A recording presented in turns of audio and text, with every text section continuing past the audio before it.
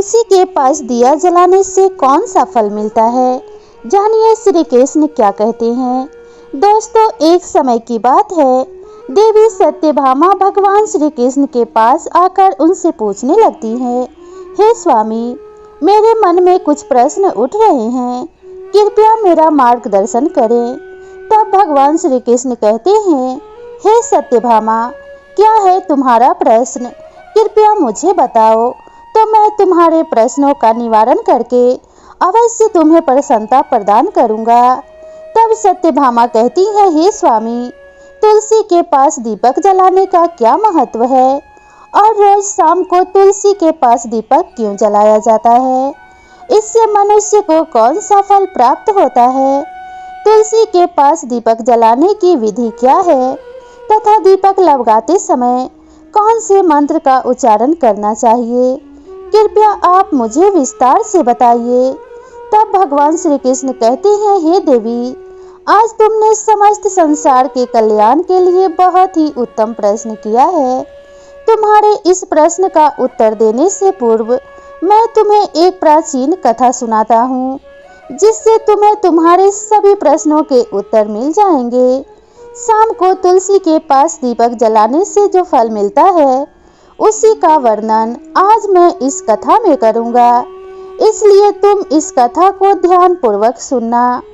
इस कथा को ध्यान से पूरा सुनने मात्र से ही मनुष्य 100 वर्षों तक तुलसी के पास दीपक जलाने का पुण्य प्राप्त कर लेता है। फिर देवी सत्यभामा कहती है, हे प्रभु, मैं इस कथा को सुनने के लिए उत्सुक हूँ, कृपया आप इस कथा को मुझसे कहिए।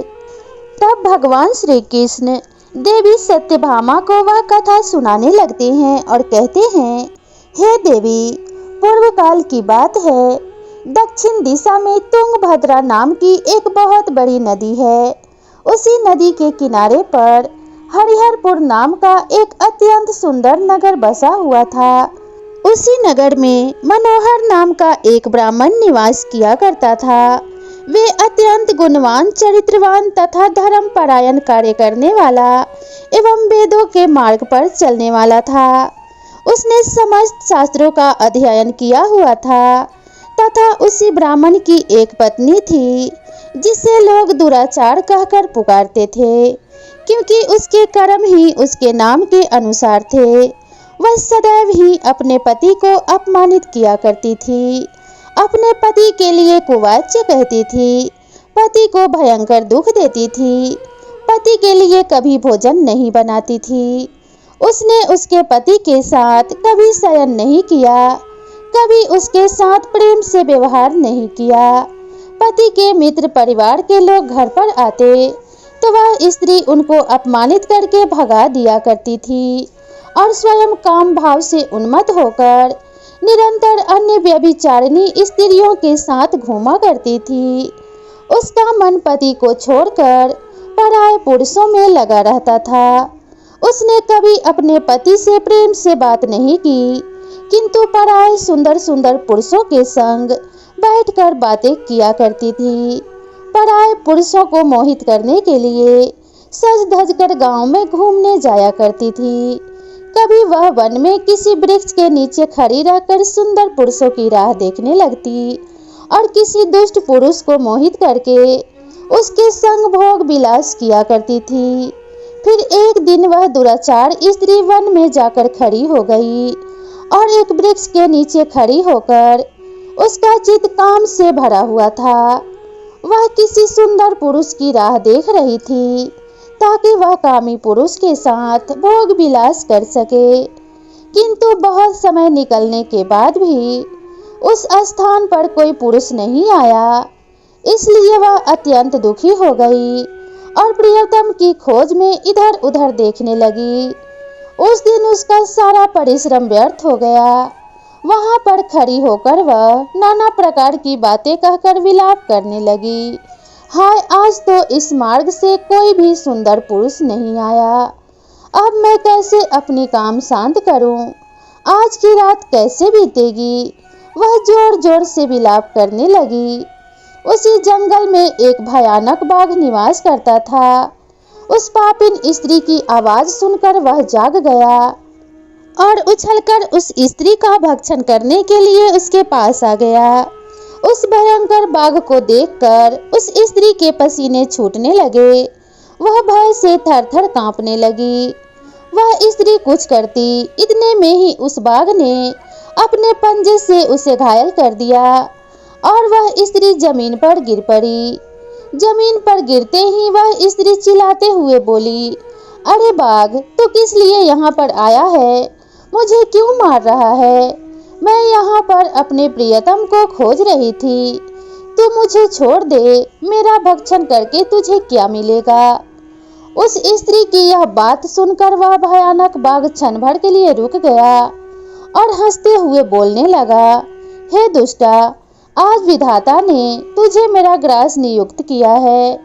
तुझ जैसी पापिनी स्त्रियों को भक्षण करना ही मेरा काम है, तभी मुझे इस शरीर से मुक्ति मिलेगी। वह स्त्री कहने लगी, हे बाघ, तुम कौन हो? मुझे सच सच बताओ, तुम्हें किस कारण से बाघ होना पड़ा और तुम मुझ जैसी स्त्रियों का भक्षण क्यों करते हो? पहले मुझे सारी बात बताओ और फिर मेरा भक्षण करो। फिर वह बाघ कहने लगता है, हे पापीन, मैं तुझे मेरे पूर्व जन्म का वृतांत सुनाता हूँ, किस कारण से मुझे बाघ होना पड़ा। पूर्व काल में दक्षिण देश में एक नदी थी। उस नदी के तट पर एक नगरी बसी हुई थी। उसी नगरी में मैं निवास करता था। मैं एक ब्राह्मण का पुत्र था और नदी के किनारे बैठकर यज्ञ आदि कार्य किया करता था। मैंने उस जन्म में अनेक पापियों के लिए यज्ञ किए, उन पापियों के घर भोजन किया। मैंने धन के लोभ से अनेक पापियों के लिए कार्य किए। जिन वस्तुओं का दान ब्राह्मण को नहीं लेना चाहिए, उन वस्तुओं का दान भी मैंने ग्रहण किया और दूसरों से धन लेता था, लेकिन कभी वापस नहीं करता था। इस प्रकार से पाप करते हुए मुझे बहुत साल बीत गए और मैं बूढ़ा हो गया। मेरे बाल सफेद हो गए, आंखें सूज गई, मुंह के सारे दांत गिर गए, लेकिन फिर भी मेरी दान लेने की आदत नहीं छूटी और मैं पाप करता गया। फिर एक दिन मैंने धन के लोभ से नदी के किनारे गया और अन्य धूर्त ब्राह्मणों के साथ मिलकर हमने लोगों को ठगना शुरू किया। झूठे मंत्र वचन बोलकर हमने बिना विधि किए ही देवी देवताओं का पूजन किया और बहुत सारा धन दान में ले लिया। फिर उसी स्थान पर एक बीमार कुत्ते ने मेरे पैर में काट लिया और मैं मूर्छित होकर भूमि पर गिर पड़ा। उसी क्षण मेरे प्राण चले गए। फिर यम के 2 दूत उस स्थान पर प्रकट हुए और मुझे पकड़कर यमपुरी ले गए। वहां पर यमराज ने चित्रगुप्त से मेरे कर्मों का लेखा जोखा निकालने के लिए कहा। फिर चित्रगुप्त कहने लगे, हे धर्मराज, इस ब्राह्मण ने घोर पाप किए हैं। इसने दूसरों से झूठ कहकर धन लूटा है। विधि से पूजा ना करके झूठे मंत्र बोलकर भगवान का अपमान किया है। इसलिए यह पापी ब्राह्मण केवल नरक जाने के ही योग्य है। फिर यमराज ने अपने यमदूतों को आदेश देकर मुझे नरक की अग्नि में डाल दिया। अनेक वर्षों तक नरक की सजा भोगने के बाद मुझे बाघ का शरीर प्राप्त हुआ और मैं इस दुर्गम वन में निवास करने लगा। मैं अपने पूर्व जन्म के पापों को याद करके कभी महात्मा साधु पुरुष सती स्त्रियों का भक्षण नहीं करता हूँ। मैं केवल पापी दुराचारी तथा कुलटा स्त्रियों का ही भक्षण करता हूँ, ताकि मुझे पाप से मुक्ति मिल जाए। इस प्रकार से उस बाघ ने अपने पूर्व जन्म का वृतांत सुना दिया और उस स्त्री से कहने लगा, हे पापिनी, तेरे आचरण से तू मुझे उल्टा दिखाई पड़ती है। अपने पति को छोड़कर तू इस वन में अन्य पुरुष के साथ भोग विलास करने के लिए आई है, इसलिए आज तू मेरा ग्रास अवश्य बनेगी। इतना कहकर उस बाघ ने अपने तीक्ष्ण नाखून से उस पापी स्त्री के टुकड़े टुकड़े कर उसे खा लिया। फिर उस स्थान से यम के 2 दूत प्रकट हुए और उस पापिन स्त्री को उठाकर यमपुरी ले गए। वहां पर उसे यमराज के सामने खड़ा किया गया। फिर चित्रगुप्त ने उस स्त्री का लेखा जोखा निकालते हुए यमराज से कहने लगे, हे धर्मराज, यह स्त्री तो अत्यंत पापिनी है। इसने घोर पाप किए हैं। इसने व्यभिचार किया है। इसने अपने पति की कभी भी सेवा नहीं की। अपने पति को भूलकर पराये पुरुषों के संग भोग विलास किया करती थी। उसके पापों को सुनकर यमराज ने उस स्त्री को अग्नि से भरे हुए कुंडों में डालने का आदेश दिया। अनेक वर्षों तक उस कुंड में उसे पकाया गया। फिर उससे निकालकर रौरव नामक नरक में डाल दिया गया। इस प्रकार से उसे अनेक वर्षों तक अलग अलग नरकों में डाला गया और नरकों में डालने के बाद वह महापापिनी स्त्री पुनः पृथ्वी लोक पर आकर चंडाल के रूप में उत्पन्न हुई।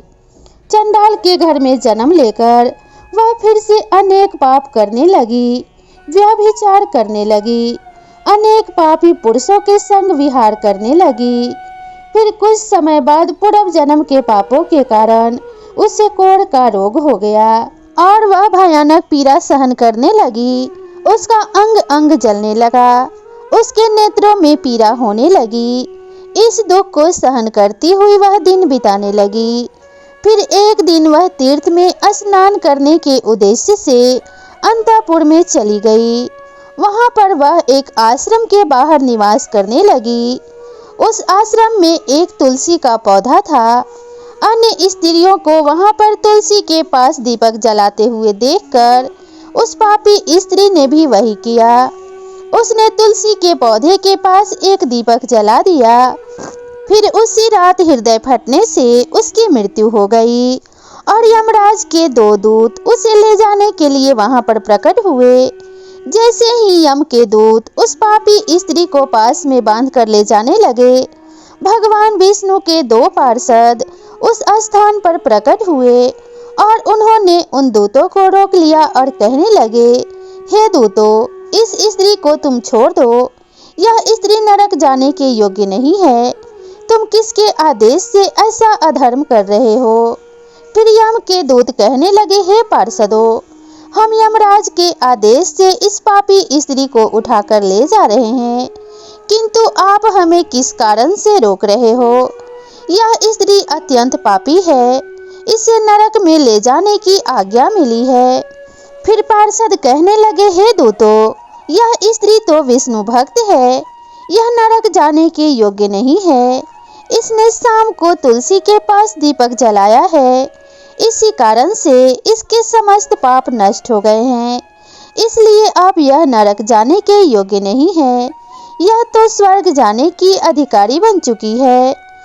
पार्षदों की बात सुनकर उन यमदूतों ने उस स्त्री को उसी स्थान पर छोड़ दिया और यमलोक लौट गए। वहां जाकर उन्होंने यमराज को सारा वृतांत सुना दिया। फिर भगवान विष्णु के पार्षद उस स्त्री को दिव्य विमान में बिठाकर स्वर्गलोक ले गए।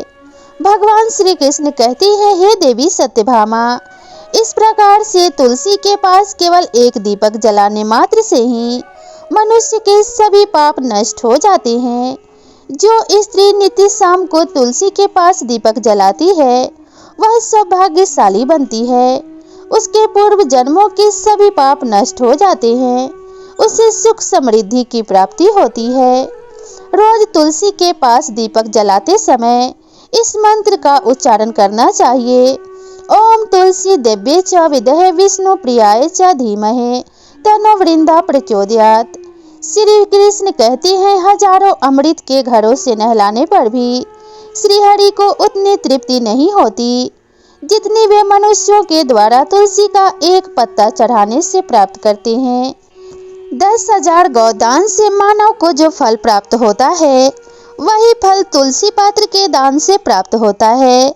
जो मृत्यु के समय अपने मुख में तुलसी पत्र का जल पा जाता है, वह संपूर्ण पापों से मुक्त होकर श्री कृष्ण के धाम जाता है।